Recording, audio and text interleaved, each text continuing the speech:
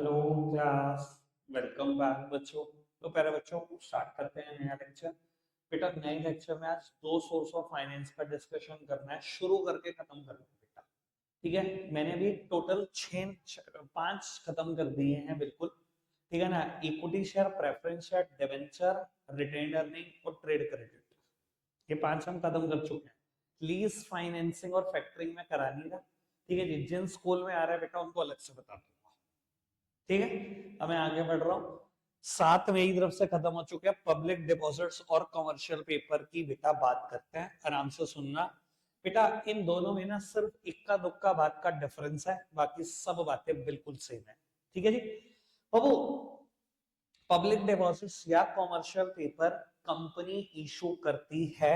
जब मैं कहूंगा पब्लिक डिपॉजिट्स तो ये इशू होते हैं टू द जनरल पब्लिक, और जब मैं कहूंगा कमर्शियल पेपर है तो ये इशू होते हैं दूसरी कंपनी को। यानी कि इशू करने वाली भी कंपनी, खरीदने वाली भी कंपनी।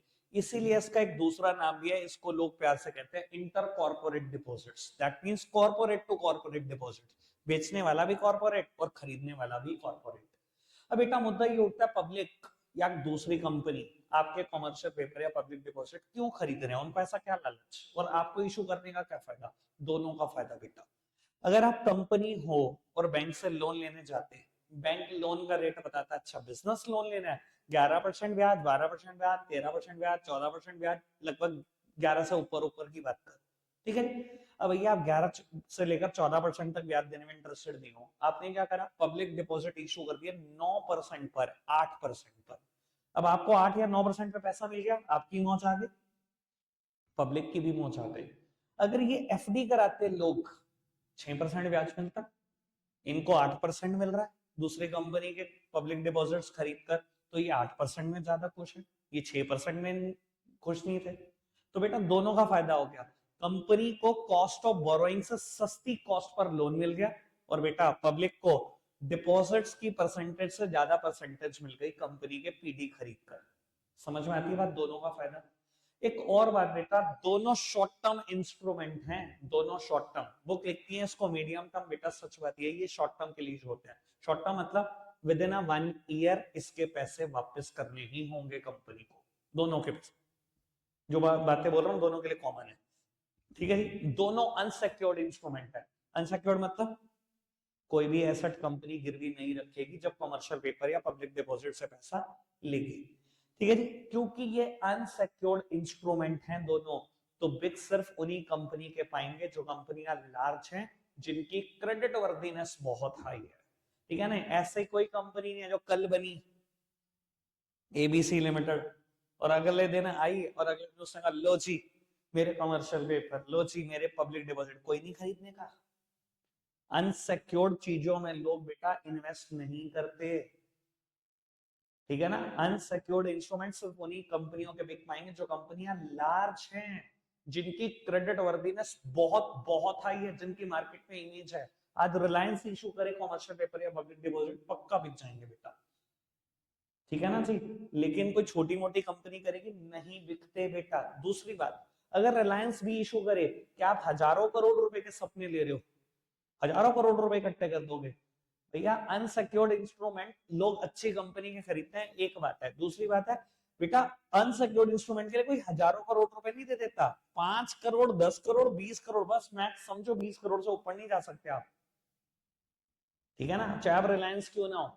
ठीक है ना जी, अगर लोगों को अनसिक्योर्ड चीज ही खरीदनी है ना और रिस्क लेना है, तो वो इक्विटी शेयर में रिस्क लेंगे, वो कमर्शियल पेपर पब्लिक डिपॉजिट में रिस्क नहीं लेंगे। बातें समझ में आई जितनी भी मैंने बोली? ठीक है जी, आगे बढ़ जाए पक्का से। अब बाकी सारी बातें बेटा मैं साथ साथ समझाता जाऊंगा, पढ़ता जाऊंगा। ठीक है, पिछली बार मैंने वैसे उससे ज्यादा बातें बोली थी, लेकिन मैंने इस बार अपनी बात को लिमिट रखा। मैं आपको, मेरे को अभी भी याद है कमर्शियल पेपर में मैंने 2 बातें और बहुत तगड़ी बोली थी, कि कमर्शियल पेपर 2 चीजों के लिए इशू होता है। ठीक है ना, for seasonal and the working capital need and to meet out the flotation cost of the company. अभी मैंने वो दोनों बातें रख ली हैं, बोल ही देता हूँ, चलो रखते नहीं हैं, बता देता हूँ। चलो सुनो, कमर्शियल पेपर 2 पर्पस के लिए इशू होता है बेटा, for the seasonal and the working capital need. Seasonal और वर्किंग कैपिटल नीड को फुलफिल करने के लिए इशू होता है। दूसरा बेटा to meet out the flotation cost of the company, to meet out the flotation cost. अब बेटा आराम से सुन लेना दोनों बातें, ये बातें क्या 11th क्लास में लिखी हुई हैं, आपके एनसीईआरटी में नहीं लिखी हुई, लेकिन केस स्टडी की फॉर्म में आ जाएगा, पक्का आ सकता है। ठीक है जी। इसके अलावा बेटा अगर आज काम नहीं भी आया तो 12th में हैट्स ऑफ कर देना मुझे, ठीक है, मैं यहीं से याद करा कर ले जा रहा हूँ आपको। बेटा कॉमर्शियल पेपर ना सीजनल या वर्किंग कैपिटल नीड के लिए फुलफिल होता है। आइडिया देता हूँ, समझाता हूँ आपको। आपकी कंपनी का नाम है बेटा टाटा वोल्टास, ठीक है जी। आप एसी बनाते हो, मार्केट आपकी है, ठीक है जी, एसी में काफी अच्छी मार्केट आपकी है, ठीक है जी। फ्रिज भी बनाता है वोल्टास, बहुत अच्छे अच्छे काम और भी कर रहा है, लेकिन मैं एक ही प्रोडक्ट पे सीमित रहता हूँ, एसी पे, ठीक है जी। और आपके लिए बेटा your peak season is summer.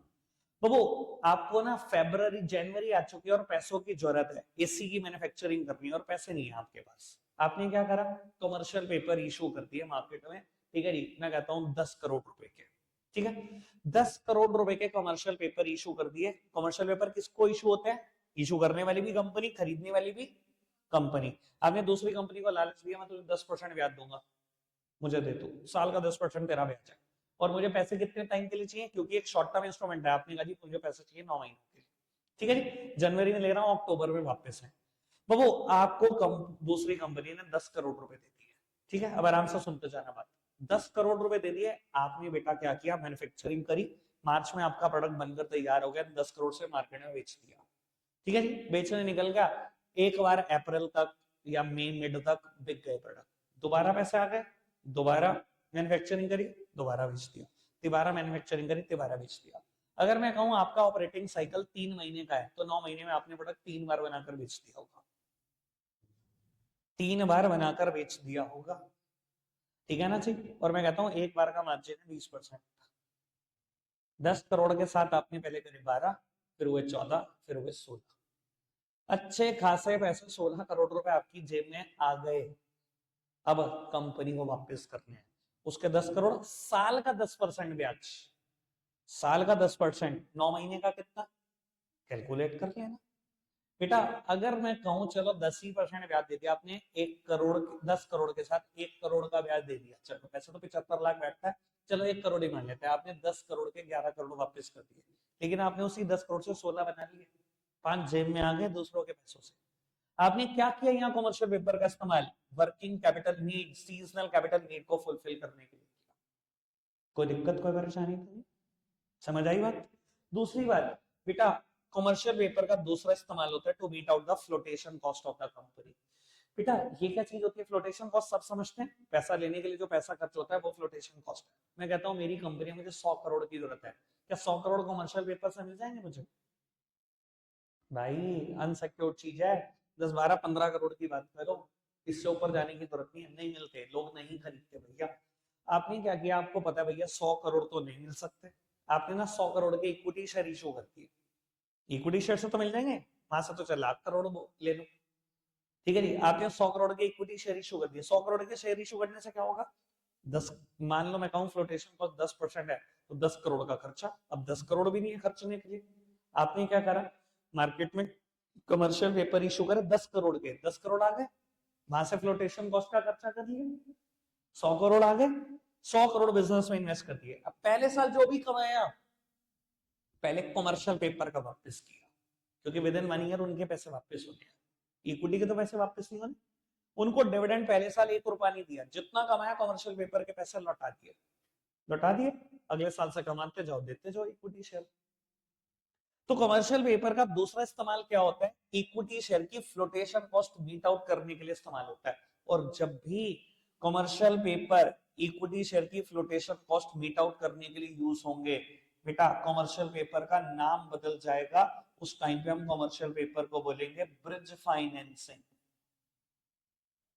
समझ में आई बात, जब भी कमर्शियल पेपर का इस्तेमाल इक्विटी शेयर की फ्लोटेशन कॉस्ट को मीट आउट करने के लिए होगा, इसका नाम बदल जाएगा, इसको बोलेंगे ब्रिज फाइनेंसिंग।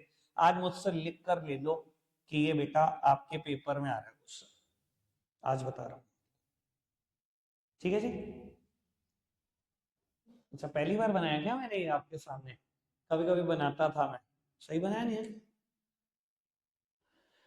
कोई दिक्कत कोई परेशानी तो नहीं, पक्का आएगा ये, याद करोगे तुम मुझे। वैसे मैं आपके लिए और कुछ भी लाने जा रहा हूँ, फाइनल से पहले बहुत अच्छा सा क्विक क्विक रिवीजन करा दूं आपका, मैं ऐसा कुछ सोच रहा हूँ।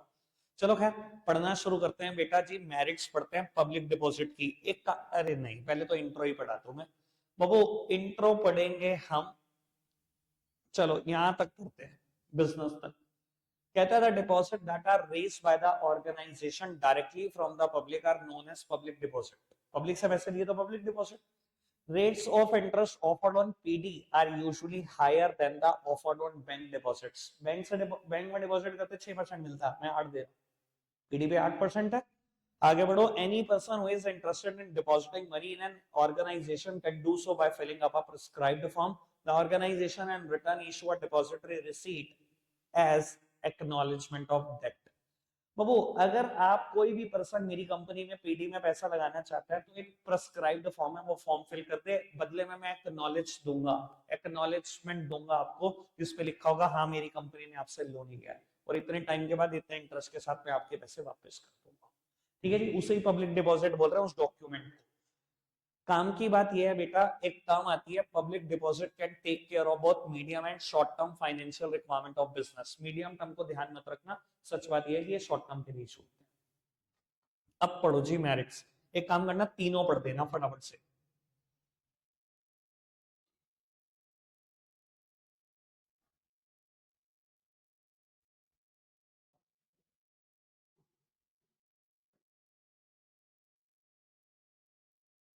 डन, पहली समझ में आई? The procedure of obtaining deposit is simple and does not contain any restrictive condition as generally there in the loan agreement. कल बात करी थी मैंने इसकी, रिटेन एंडिंग में भी आई थी बात। बेटा लोन से पैसे लेते हैं, बैंक को बताना पड़ता है ना पैसों का क्या करोगे, और बैंक देखता है ना एंड यूज भाई इस्तेमाल हो रहे हैं कि नहीं, जहां से पैसे, जहां के लिए पैसे मांगे गए। याद है कंस्ट्रक्शन लोन का एग्जांपल दिया, व्हीकल लोन का एग्जांपल दिया, होम लोन का एग्जांपल दिया, ये बात समझाने के लिए। क्या पब्लिक डिपॉजिट से पैसे लेते हुए बताना पड़ता है कहाँ यूज करोगे? नहीं बताना, मजे लो, आपके पैसे हो गए वो तो यहाँ मर्जी फेंको, चाहे कूड़ेदान में डाल दो।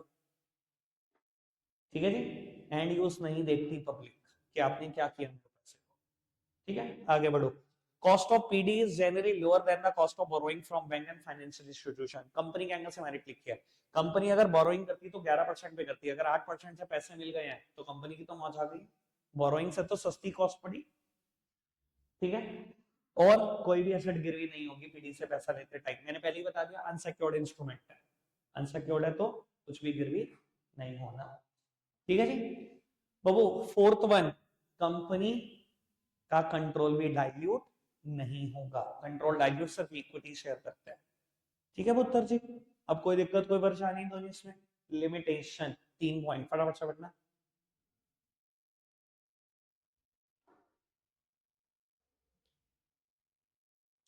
बेटा नई कंपनियों का पीडी नहीं दिखता, अगर बिकता है ना मैं आज ही कंपनी बनाता हूँ, कल सुबह पीडी इशू करूंगा, परसों बाय बाय इंडिया। फिर तो हर कंपनी भाग जाएगी देश छोड़ के अगर किसी भी कंपनी का पब्लिक डिपॉजिट बिकने लगे। नई कंपनियों का, मीडियम साइज फर्म का पीडी नहीं बिकता। अच्छी कंपनी चाहिए, लार्ज कंपनी, और अच्छी खासी क्रेडिट वर्दीनेस चाहिए। ठीक है ना जी, आगे बढ़ो जी। It is unreliable source of finance as public may not respond when the company need money. बेटा रिलाई नहीं कर सकते आप इसके ऊपर बहुत ज्यादा। रिलाई करने वाली चीजें तो बेटा बस इक्विटी शेयर में मानता हूँ, जब मर्जी इशू करो बिक जाते हैं। ठीक है, पीडी के ऊपर आप इतना रिलाई ना करना। ठीक है जी, पता लगे मंदी के दौर में आपको पैसे की जरूरत तो आप पैसे मांग रहे हो, पब्लिक रिस्पॉन्ड ना कर रही है। ठीक है जी, तीसरी और सबसे काम की बात तो पता ही है बेटा, हजारों करोड़ रुपए रेस नहीं हो सकते, इसकी एक लिमिट है 5 7 10 करोड़ की, एक लिमिटेड साइज ऑफ मनी आप रेस कर सकते हो। कोई दिक्कत कोई परेशानी? डन, बिल्कुल डन।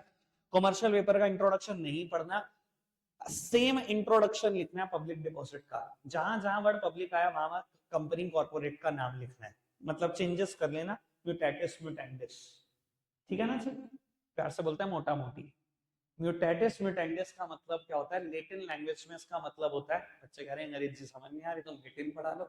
लेटिन लैंग्वेज में इसका मतलब होता है बेटा cut copy paste subject to the necessary modification, मतलब पूरी कॉपी कर लेना, बस थोड़ी सी जो नेसेसरी मॉडिफिकेशन है वो कर लेना। ठीक है जी, अब बाबू मेरिट्स डी मेरिट्स हम कॉमर्शियल पेपर के भी खत्म कर देते हैं फटाफट से। एक बार पढ़ना शुरू के तीन, शुरू के तीन। पहला पॉइंट सेम, वहां पर भी यही था, कोई रेस्ट्रिक्टिव कंडीशन नहीं है। दूसरा पॉइंट मैं समझाता हूँ, तीसरा पढ़ लो।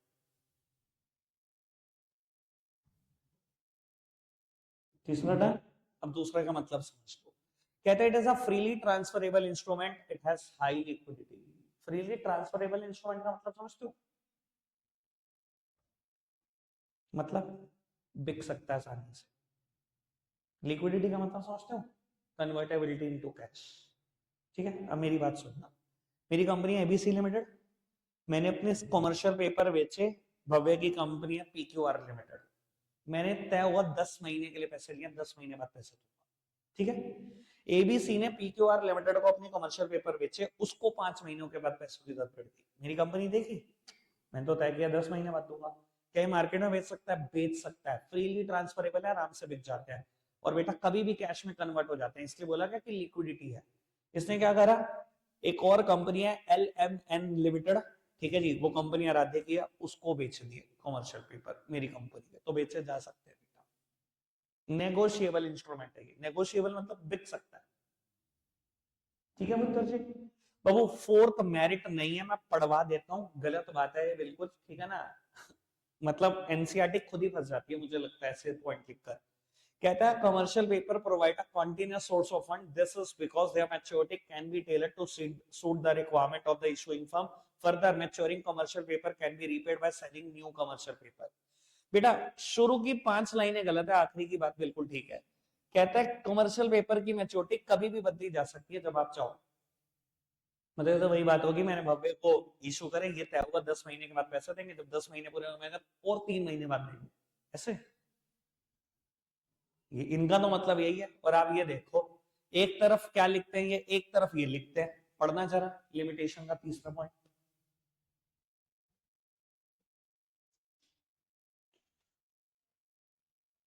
एक तरफ ये लिखते हैं कि कमर्शियल पेपर की मैच्योरिटी को एक्सटेंड करना पॉसिबल नहीं है, दूसरी तरफ कह रहे हैं मैच्योरिटी को कभी भी टेलर किया जा सकता है, कभी भी चेंज किया जा सकता है। तो भैया ये एडवांटेज ना लिखना, ये लिमिटेशन बिल्कुल करेक्ट है। क्लियर है जी बात, पक्का से। आगे बढ़ जाओ जी, फिफ्थ वन पढ़ना, companies can park their excess fund in commercial paper thereby earning some good return on the same. देखो बेटा बात बड़ी सिंपल सी ये है, कंपनी के ना करंट अकाउंट में पैसे पड़े होते हैं। भव्य की जो कंपनी है पीक्यूआर लिमिटेड, करंट अकाउंट में पैसे पड़े हैं। करंट अकाउंट में कोई ब्याज मिलता है? बल्कि चार्जेस लगते हैं। भैया उससे तो वो तो 1 रुपया भी नहीं कमा रहा, और मैं कहता हूँ आइडल पड़े हैं उसके बाद 10 करोड़ रुपए, बिल्कुल आइडल, कोई इस्तेमाल नहीं हो रहा, कुछ नहीं, 10 करोड़ रुपए पर चार्जेस लगे जा रहे दिन ब दिन, बल्कि कमा कुछ नहीं पा रहा।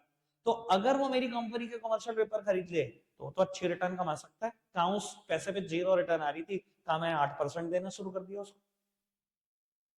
क्लियर है अच्छी बात, पक्का से। आगे बढ़ जाए, चलो लिमिटेशन पढ़ते हैं बेटा, बच्ची भी दो पढ़ना आप। फर्स्ट वाली तो समझ में आ जाएगी, सेकंड में समझो।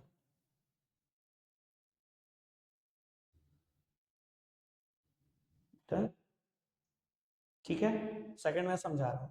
The size of money that can be raised through commercial paper is limited to the excess liquidity available with the supplier of the fund at particular time. देखो बेटा बात बड़ी सिंपल सी ये है कि सामने वाला आपका कमर्शियल पेपर पता है कौन से पैसों से खरीदेगा? जो उसके पास आइडल होंगे, बिल्कुल खराब पड़े हुए होंगे। कोई भी अपनी नॉर्मल रूटीन वर्किंग को डिस्टर्ब करके आपके कमर्शियल पेपर नहीं खरीदेगा। आप कोई कंपनी हो पीक्यूआर लिमिटेड, आपके खाते में 10 करोड़ रुपए आइडल पड़े हैं, इसलिए आप मेरे डिवेंचर्स, सॉरी, इसलिए आप मेरे कमर्शियल पेपर खरीद रहे हो। ऐसा नहीं कोई करता कि अच्छा मैंने ऑफर दिया, उसके पास पड़े थे आइडल 0 रुपए, कुछ भी एक्स्ट्रा नहीं था, उसने कहा अच्छा मैं अपना सारा काम झाम बेचता हूँ, अपनी मशीन बेचता हूँ, आओ जी रॉ मटेरियल बेचता हूँ, लो आपकी कंपनी के कमर्शियल पेपर खरीद लेता हूँ, 8% कमाता हूँ। ऐसे नहीं कोई करेगा बेटा।